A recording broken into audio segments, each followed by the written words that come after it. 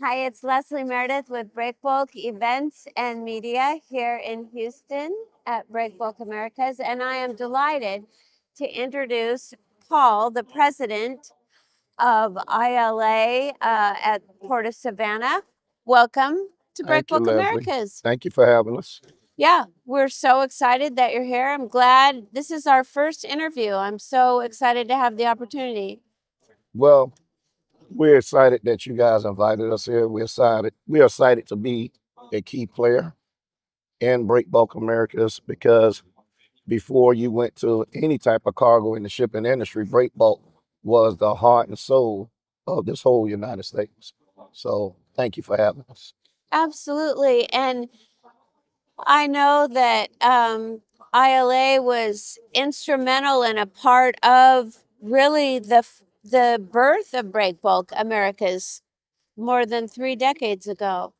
Well, the International Longshoremen Association as a whole have always been a key player in handling breakbulk cargo. The men and women back in the day, it was men, but now, this day and time, the men and women of all the ports that's covered under the ILA umbrella handle some form of breakbulk cargo, whether that be a breakbulk vessel, a roll-on, roll-off vessel, or container vessels.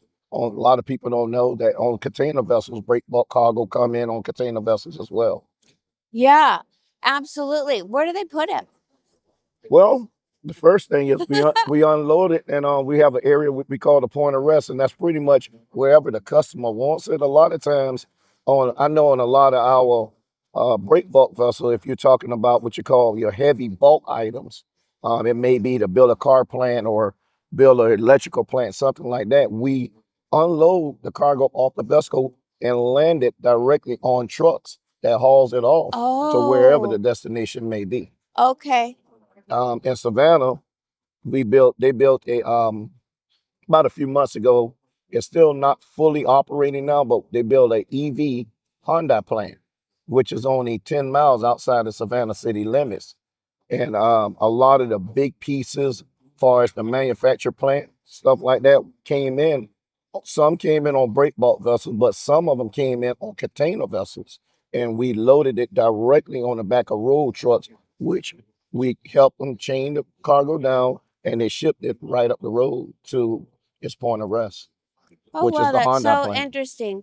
Do the men and women, is that a challenge for them? Is that kind of fine or kind of fun because it's different than just the same container after container after container? Or do they not look at it that way? Well, in our industry, being a longshoreman or longshorewoman, nothing is a challenge. We don't look at things as being a challenge because things that look normal to the normal person, naked eye, we view it out of a whole different way of life. Um, our vision before we even touch the cargo with our good leadership, our foremen, some people call them, some terminals, we call them headers. They pretty much know what needs to be done to unload that cargo safe, put it on its point of rest safely, and to shore it down to make sure it gets to its destination. So to say it's a challenge, some people may say it's a challenge, but for us, we enjoy it. It's like playing a video game for us. I love that. So tell me, how did you become a longshoreman? Years ago, my grandfather, my mother's father, was a longshoreman, and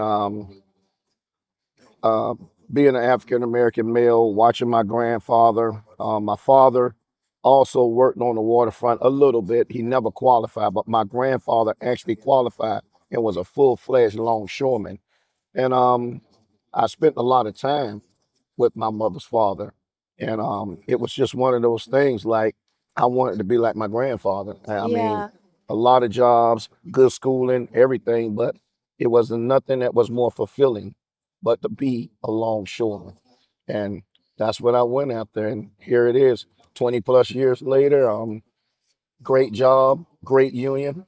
I've taken care of my family, put my children through college, good colleges at that. Um, put my wife through college, and hey, it's the best job that any individual, to me, might sound kind of biased, but it's the best job anybody in the world can have. I always tell people If I die and come back to this world again, I don't want to be nothing else but a longshoreman. Oh, makes me tear up a little bit. Well, thank you, Paul, so much for sharing all of that with us. We appreciate it, and we're so grateful that you're here. No problem. And thank you guys for having us. Thank you for allowing us to be a part. And we thank you to this great industry of breakbulk, because we need more breakbulk cargo in this world.